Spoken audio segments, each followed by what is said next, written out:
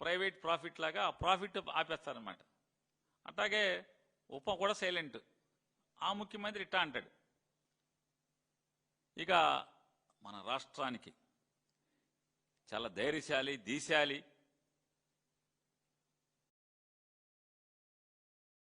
మరో రాణి రుద్రమ్మదేవి, మరో ఝాన్సీ లక్ష్మీబాయి గారు అంతా యశస్సు ఉన్నటువంటి హోమ్ మినిస్టర్ గారు. వారు శాఖ మాత్రం వారు పట్టించుకోరు. హోంశాఖలో మర్డర్లు అయిపోయి, కిరాతకాయలు అయిపోయి, అమ్మాయిల్ని చెరిచేయని, చెరబట్టని, చంపేయని, ఆస్తులు లాక్కొని కబ్జాలు చేయని ఎక్కడ ఆవిడ అసలు మాట్లాడరు. ఈ రాష్ట్రంలో శాంతి భద్రతలు దిగజారిపోతున్న పరిస్థితులు భారతదేశంలో కేంద్ర ప్రభుత్వం చెబుతుంది ఈ రాష్ట్రం నాశనం అయిపోతుందని. అయినా వారేం మాట్లాడరు. నాకు అంటే నేను అడిగాను చాలామందిని, ఏంటి అసలు హోంశాఖ వదిలేసి జగన్ని దూషణ శాఖ ఇచ్చారేంటి ఆవిడికి? జగన్మోహన్ రెడ్డి దూషణ శాఖ అమాత్యులు ఏంటంటే, సార్ ఆవిడ చూస్తే మాకు ఎవరో గుర్తుకొస్తున్నారని ఒకసారి. ఆఫీస్ యదవలకి బుద్ధి జ్ఞానం లేదు. ఈ మధ్య మరీ ఘోరం అయిపోయి నెలకి 2 సార్లు పిలుస్తున్నారు బ్యాంక్ ఆఫీస్ లో. అల్లాడిపోతున్నాడు మహానుభావుడు, అల్లాడిపోతున్నాడు. గబా గబా గబా గబా బయలుదేరిపోయాడమ్మా. తెల్లారొచ్చాక తెలిసింది అప్పుడే ఉద్యోగం కాస్త ఊడిపోయేది. అల్లాడిపోతున్నాడమ్మా. ఆఫీస్ యదవలకి బుద్ధి జ్ఞానం లేదు. ఈ మధ్య మరీ ఘోరం అయిపోయి నెలకి 2 సార్లు పిలుస్తున్నారు బ్యాంక్ ఆఫీస్ లో. అల్లాడిపోతున్నాడు మహానుభావుడు, అల్లాడిపోతున్నాడు. గబా గబా గబా గబా బయలుదేరిపోయాడమ్మా. తెల్లారొచ్చాక తెలిసింది అప్పుడే ఉద్యోగం కాస్త ఊడిపోయేది. అల్లాడిపోతున్నాడమ్మా. అల్లాడిపోతున్నారని నేనేం మాట్లాడలే. సెక్రటరియట్ లో విలేకరులు అందరూ చెప్తున్నారు పాప అల్లాడిపోతున్నారు. మంత్రి గారు అల్లాడిపోతున్నారండి. ఇక్కడ అలా ఆయన ఉద్యోగానికి పిలుస్తున్నారు అనుకున్నట్టే హోమ్ మినిస్టర్ శాఖలో మాత్రం, హోంశాఖలో మాత్రం, లా అండ్ ఆర్డర్లో మాత్రం ఏలు పెట్టనివ్వట్ల. కనీసం కానిస్టేబుల్ ట్రాన్స్ఫర్ కూడా ఆవిడని చేయనివ్వట్ల.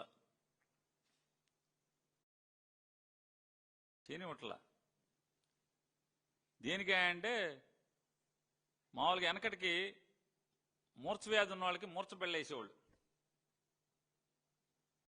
అంటే ఈయనకి మూర్ఛ ఉంది, పడిపోతే నీళ్లు పోయిండి అయ్యి అని చెప్పి రాసి ఉండేది పాలక. ఇప్పుడంటే మందులు వచ్చేసినాయి కాబట్టి మూర్ఛ వ్యాధికి బాగా అవి కనపడతలా. ట్రబుల్ షూటర్ అనే ఒక పలకేసి ఈవిడ్ని అల్లాడెట్టి చేసేస్తున్నారు లోకేష్ నాయుడు, చంద్రబాబు నాయుడు.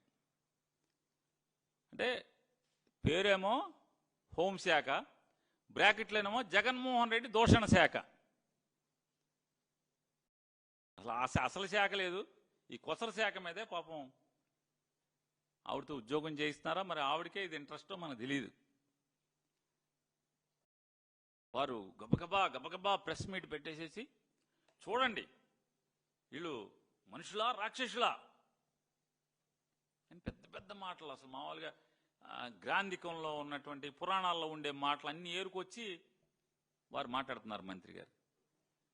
అమ్మా మంత్రి గారు, ఈ రాష్ట్రంలో ఏ చెడుకైనా, ఏ పాపానికైనా, ఏ దుష్ట సాంప్రదాయానికైనా నారా చంద్రబాబు నాయుడు గారు ఆద్యుడు, ఆయనే శ్రీకారం చుట్టేటువంటి పనుడు అనేది మీకు తెలియపోతే ఎట్లాగా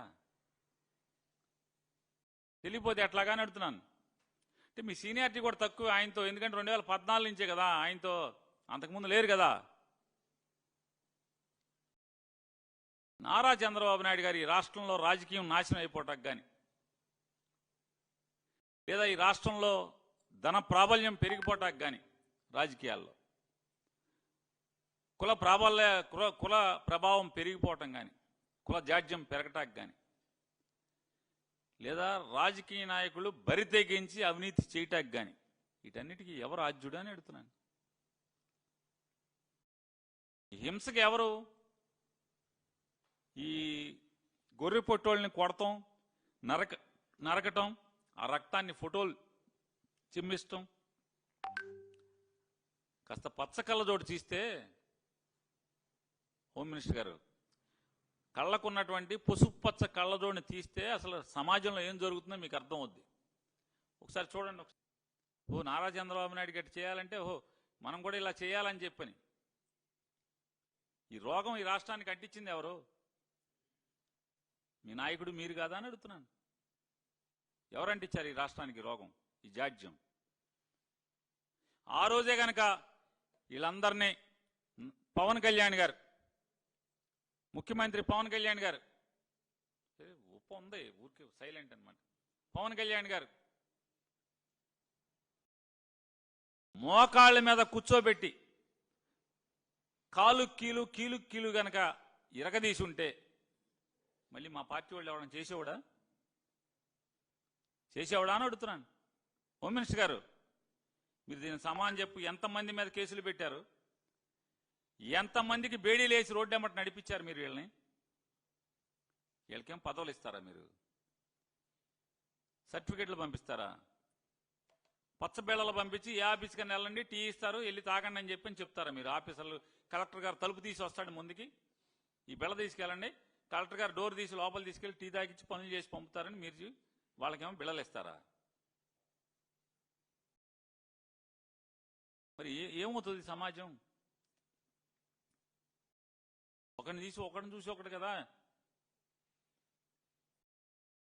మీ సన్నాసులను చూసి కదా మా సన్నాసులు బయలుదేరింది. తప్పు లేదని కదా, ఓ ఇలా చేయాలన్నమాట అని కదా. ఈ రాష్ట్రంలో ఇప్పుడు మా వాళ్ళందరూ కూడా రప్పరప్పని ఎందుకంటున్నారు? మీరు ఎర్ర బుక్కు పెడతాను, ఆణి చేస్తా, ఈణి చేస్తా అని వాళ్ళ అక్రమ కేసులు కడతంటే కదా. కడుపు రగిలినోడు ఏం చేస్తాడు? గదిలో పెట్టి పిల్లిని కొడితే పిల్లి కూడా ఎదురు తిరగడం పీకుద్దండి. హోమ్ మినిస్టర్ గారు, పిల్లి పార్టీ కూడా వైఎస్ఆర్ కాంగ్రెస్ పార్టీ జెండా మోసి ఒకటి చేయలేడా? పిల్లే తిరగబడితే, గతి లేక పిల్లే తిరగబడుతుంది రూమ్లో పెట్టి మీరు దాడి చేస్తే. బతకాలంటే ఏం చేయాలి?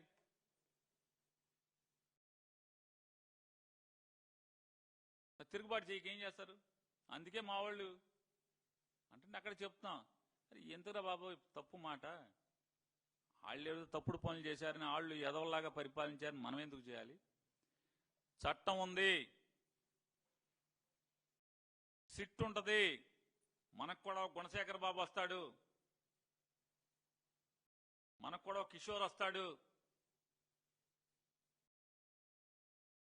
మంచి ఆఫీసర్లు వస్తారు. మన దగ్గర కూడా ఐపీఎస్లు రిటైర్ అయిన ఆఫీసర్లు అడ్వైజర్లుగా వస్తారు. చట్టం మేరకు అందరినీ శిక్షిద్దాం, తప్పులు చేసిన వాళ్ళందరినీ. ఎవరు హింసకి వాళ్ళని చూసి మీరు చెడిపోబాకండి, కడుపు రేగిలి తప్పుడు పనులు చేయబాకండి. శాంతి భద్రతల్ని కాపాడదాం. గుణశేఖర్ బాబు, లేకపోతే అశోక్ బాబు, కిషోర్ బాబు ఇట్లాంటి బాబుల్ని పెట్టుకుని సిట్లో ఖచ్చితంగా చట్టం మేరకు, చట్టానికి లోబడి బిఎన్ఎస్ఎస్ కొత్తగా వచ్చినాయి కదా, వీటన్నిటి ద్వారా తప్పకుండా అణిచివేద్దాం. పాపాత్ముల్ని, తప్పులు చేసిన వాళ్ళని, దుర్మార్గుల్ని చట్టం మేరకు శిక్షిద్దాం. అయ్యా వైఎస్ఆర్ కాంగ్రెస్ పార్టీ జెండా మోసేవాళ్ళారా, వాళ్ళని చూసి మీరు తప్పుడు పనులు చేయబాకండి, తప్పుడుగా మాట్లాడబాకండి అని రిక్వెస్ట్ చేస్తూ, అట్లాగే నేను అడుగుతున్నాను, రామారావు గారి గురించి మీరు మాట్లాడారు కదా మేమేదో అని. మందడం రాముడు గారు పొలం లాక్కున్నారు, మందడం రాముడు గారు ఇల్లు లాక్కోబోతున్నారు, మందడం రాముడు గారు ప్రాణాలు కూడా లాక్కున్నారు కదా. దానికి మాకేం పాత్ర? మేమేం రాజకీయం చేశాం? మీ పెమ్మసాని గారు, మీ ఎమ్మెల్యే గారు వెళ్తే ఆ ఇంట్లో వీళ్ళు ఏం మాట్లాడుతున్నారు? ఇంకెవరిని చంపుదామని వస్తున్నారు అంటే అది కూడా మేమే రాజకీయమా? లేదా వాళ్ళ ఇంట్లో వాళ్ళు రాజకీయం చేస్తున్నారా? బోరున విలపిస్తున్నటువంటి వాళ్ళ కుటుంబ సభ్యులు రాజకీయం చేస్తున్నారా? ఏమన్నారు మిమ్మల్ని? ఏమన్నారంటున్నా? మరి అక్కడ మాట్లాడొచ్చు కదా. పెమ్మసాని